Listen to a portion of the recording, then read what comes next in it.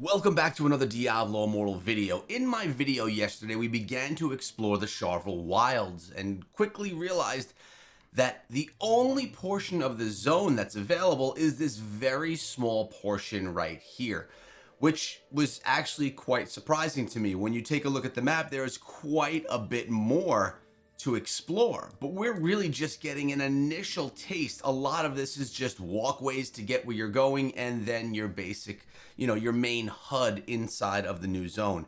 Very little of the actual zone are inside of this. So what I want to do today is dive into this video, the portion where they talk about the Sharval Wilds, because they give a few hints here. One, discussing that topic, and two, discussing and confirming, as far as I see it, the new class that's coming to the game. Let's listen in on this and see exactly what they have to say, and then we'll talk about it. The Savior. With patch 3.3, Diablo Immortal's next main quest will see us tracking Albrecht to the Sharval Wilds, a primeval land some call the First Forest. As you begin your search for the Shardborn, you'll be drawn into the conflict transforming Sharval's dim woods and squalid hamlets. The forest is being twisted and warped by an unseen force, and only the savage druids and secretive witches of Savage druids and secret of witches. Now, we already have we have wizards in the game. Witches and wizards are basically the same thing. But he did mention druids. We did see that druid was in the code of the game. Now, could this be that Druid was in the code of the game because of this zone, or is that actually the new class inside of the game? My suspicion is that this is actually going to be the new class, and this is the zone that's hinting towards it. Remember, the new class is going to be on the calendar dropping from July through September. We're only a couple of months away. Sharval can help you calm nature's wrath. Fortunately, they're very good friends. No, I'm kidding. They've been murdering each other for centuries. And the foe you face together is the very forest itself. Basically, what they're saying here is the forest is the enemy. The forest comes to life, and those are the monsters we're going to be fighting. I actually like that.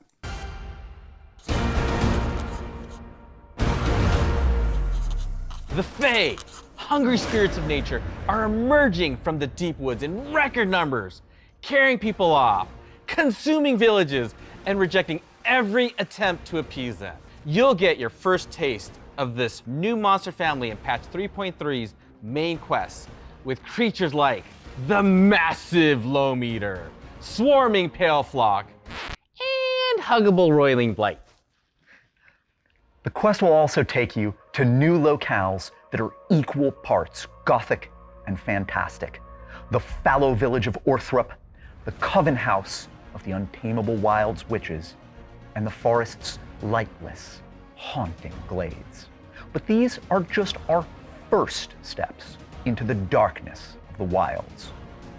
Over the year, we'll explore more and more of this region as we roll out new quests and ultimately expand Sharval into a full-sized zone. All right, they said it right there.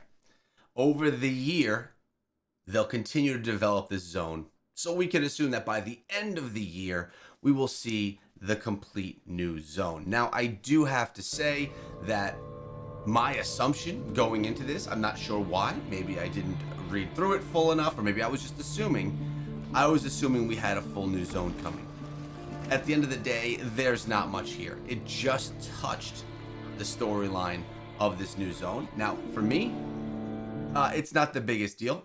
I'm not the biggest advocate of lore, although I think it is very cool, but a new zone would be cool. I'm just surprised on how this one was actually brought out. Let me know if you had the same surprise as well. I was sitting at the gates to go through and it said it wasn't ready. I'm like, okay, maybe it's ready soon, but really it's that the rest of the zone has not yet been developed. So when you go to those gates, now you know exactly what to expect. Now, something else has come to my attention, and a lot of players recently have been asking about, complaining about, wanting information about older cosmetics and how they can get them, and how the Battle Archive shop is a little bit lacking. So I'm seeing a lot of people have the desire to increase their collection of cosmetics inside of Diablo Immortal, and to do it through this shop, which tells me that more and more people are actually utilizing and buying the enhanced battle pass for $15 so that they can get the tokens and start unlocking some of these cosmetics. I will say they don't have any of, actually, this one's actually not bad. They don't really have any of my favorite ones inside of here right now. And I think it would be cool if this were a much larger directory that had all of the previous ones available. There's some really great cosmetics. I mean, we could look back into, I've been Barbarian for a while, so I have a lot of the Barbarian things. And if we just scroll back, like, there's some really, really cool ones. Like, this one's an awesome cosmetic. The Bloodsworn Armor. I mean, this is one of the best ones that's come out for the Barbarian, in my opinion. I absolutely love that one. There's a couple more that should, in my opinion, be available. Well, this one was a premium one. The Crystalline Echo, so that was not a battle pass.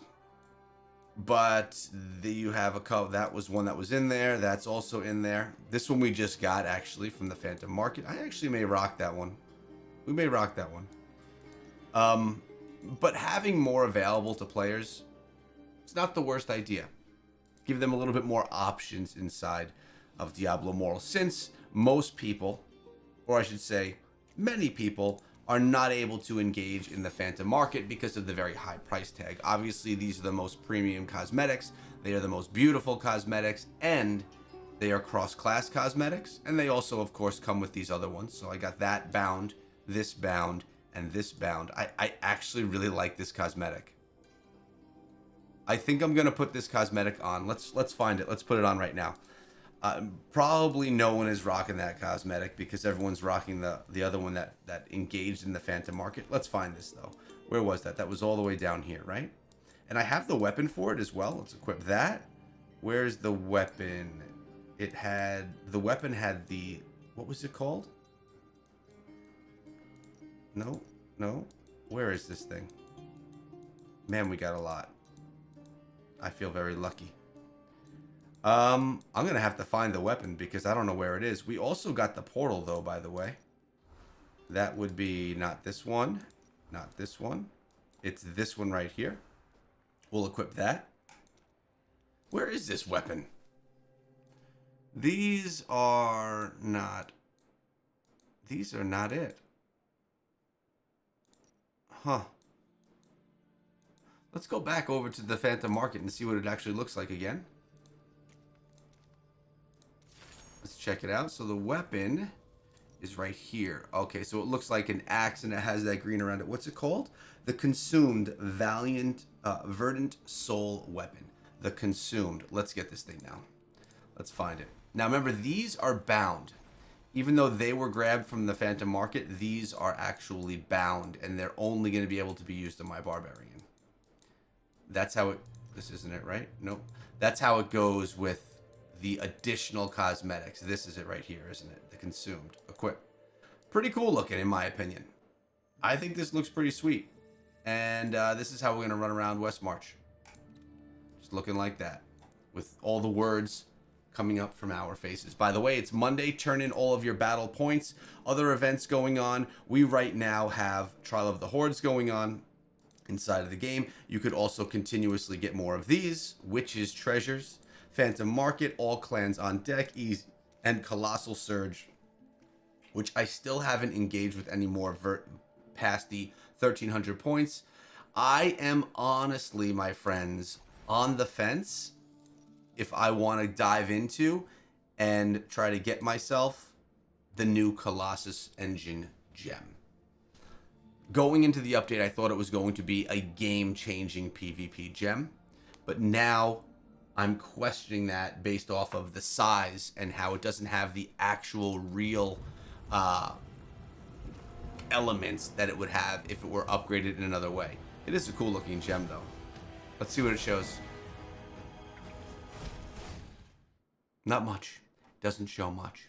So yeah, let me know, guys. Are you going for the Colossus Engine Gen? Do you think it's game changing? Is it one that you have to use? Let me know in the comments below. Hope you guys have a great day. I'll be live over on the main channel at 12 p.m. No, 12 12 o'clock Eastern. Couple hours. See you guys there.